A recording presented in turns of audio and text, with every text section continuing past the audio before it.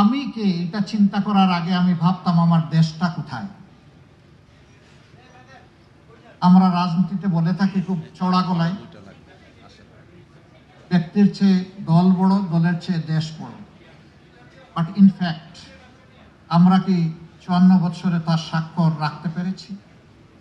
বরঞ্চ বিবেক দিয়ে, হৃদয় দিয়ে যদি চিন্তা করা যায় তাহলে স্বীকার করতেই হবে আমরা জাস্ট স্লোগানের উল্টাটাই করেছি। আমার দেশের চেয়ে আমার দল বড়, দলের চেয়ে আমি বড়।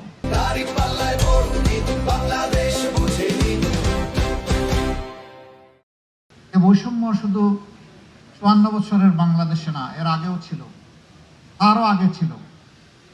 এই জন্য 47 থেকে এই জাতির স্বাধীনতার সূচনা, পরবর্তী পর্যায়ে বঞ্চনার হাত ধরে আবার 71, এরপরে আবার দফায় দফায় অনেক গণ অভ্যুত্থান এবং শেষ পর্যন্ত এসে ঠেকেছে 24-এ। এই 24-এ অতি সামান্য একটা দাবি নিয়ে আমাদের তরুণ এবং যুব সমাজ তারা প্রথমে আওয়াজ তুলেনি। তারা নিয়মতান্ত্রিকভাবেই চেয়েছিল যে দাবি 18 সালে মেনে নেওয়া হয়েছিল, সেই দাবিকে পাল্টে ফেলা হয়েছিল নিজেদের নিয়ন্ত্রিত কোর্টের ঘাড়ে বন্দুক রেখে তৎকালীন সরকারের পক্ষ থেকে। এই জন্যে 24শে জুলাইতে আমাদের ছাত্র সমাজকে বাধ্য করা হয়েছে রাস্তায় নামতে। অযৌক্তিক কোটার সংস্কার সাধন করে যৌক্তিক কোটা এবং মেধার স্বীকৃতিকে নিশ্চিত করার জন্য তাদের এই দাবি ছিল। অতীতের মতোই এই আবার গায়ের জোর, অস্ত্রের জোরে এই দাবিকেও দমিয়ে দেওয়ার চেষ্টা করা হলো। এই দাবি নিয়ে প্রথমে ঢাকা বিশ্ববিদ্যালয়ের ছাত্রছাত্রীরা তারা সোচ্চার হয়েছিল। পর্যায়ক্রমে সারা বাংলাদেশের 18 কোটি মানুষই তাদের সাথে সামিল হয়ে গেল এবং এই দাবি আদায়ের পথে প্রথম যে বাঁক ছিল, টার্নিং পয়েন্ট ছিল 15 জুলাই রাতের বেলা ঢাকা বিশ্ববিদ্যালয়ে, যখন ছাত্রীদের উপর অত্যন্ত পৈশাচিক নির্মম কায়দায় তৎকালীন ফ্যাসিস্ট সরকারের লেলিয়ে দেওয়া লোকেগুলা ঝাঁপিয়ে পড়েছিল। আমাদের মেয়েদের গায়ে হাত লাগার সাথে সাথে সারা বাংলাদেশ সেদিন জ্বলে উঠেছিল। প্রতিটি ঘর থেকে প্রতিবাদের আওয়াজ উচ্চারিত হয়েছিল। তারপরের দিনই এটাকেই সমর্থন জানিয়ে দেশের উত্তরাঞ্চলে উত্তর জনপদের গুরুত্বপূর্ণ শিক্ষা প্রতিষ্ঠান বেগম রোকেয়া বিশ্ববিদ্যালয়ের মেধাবী ছাত্র আবু সাইদ রাস্তায় এসে বলেছিল, হয় আমাকে আমার অধিকার দাও, না হয় আমাকে একটা গুলি দাও। সে আরো বলেছিল, এই যন্ত্রণার অমানিসার শেষ হবে কবে? বুকের ভিতরে তুমুল ঝড়, বুক পেতেছি গুলি কর। 1, 2, 3টা গুলি তার বুকে পড়ল এবং তাকে দুনিয়া থেকে বিদায় করে দেওয়া হলো। শেষ পর্যন্ত তার এই মার্ডারটি নিয়েও রাজনীতি করা হলো। অবশ্য সত্য আলটিমেটলি প্রতিষ্ঠিত হয়েছে। এরপরে লাশের পর লাশ, সারা বাংলাদেশের রাজপথকে লাশ দিয়ে ভরে দেওয়া হলো। কম বেশি 1400 জন তরুণ, যুবক, যুবতী, শিশু, আবাল, বৃদ্ধ, বনিতা, শ্রমিক, ব্যবসায়ী, শিক্ষক, বিভিন্ন শ্রেণী পেশার মানুষ এই গণ উত্থানে বিপ্লবে জীবন দিয়েছেন। আমি আজ গভীর শ্রদ্ধার সাথে 71 এবং 24-এর সমস্ত শহীদদেরকে স্মরণ করছি। অবশ্য 47 না হলে 71-এর ওই মানচিত্র আমরা পেতাম না।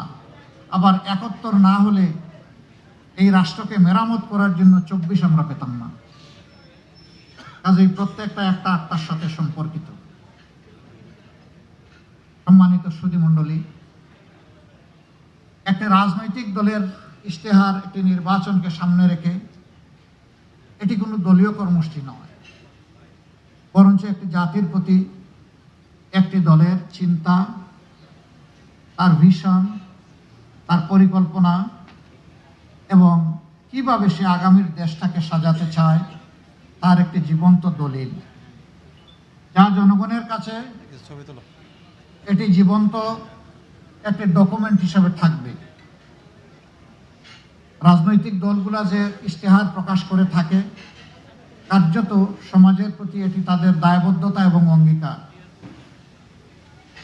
5 বছর যদি জনগণ তাদেরকে দেশ পরিচালনার সুযোগ দেয়, তাহলে জনগণের অধিকার রয়েছে ইশতেহারের প্রত্যেকটি পয়েন্ট দিন, সপ্তাহ, মাস এবং বছর গুণে ওই দলের কাছ থেকে আদায় করে নেওয়া, বুঝে নেওয়া। এটা জনগণের অধিকার। আমরা সেই অধিকারটাই তুলে দিতে আজকে এখানে দাঁড়িয়েছি।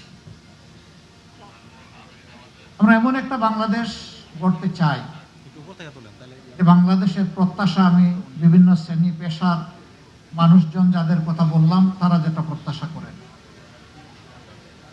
দুঃখের বিষয়, আমরা 15.5 বছর তৎকালীন সকল বিরোধী দল, এদেশের সুশীল সমাজ, সাংবাদিক মহল, আলেম ওলামা, কেউ নিপীড়নের হাত থেকে রক্ষা পাননি। আমরা মজলুম ছিলাম, কিন্তু 5 আগস্টের পর অনেকেই অতীতের স্মৃতি মনে হয় যেন আমরা ভুলে গেছি।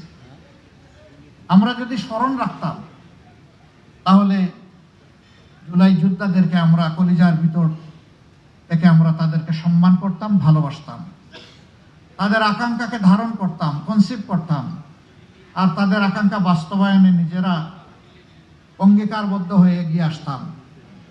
হ্যাঁ, কেউ এসেছি, কেউ আসতে পারি, কেউ এসেছি পরিচ্ছন্ন একটি বাংলাদেশ গড়ার অঙ্গীকার নিয়ে, নতুন একটি বাংলাদেশ গড়ার অঙ্গীকার নিয়ে।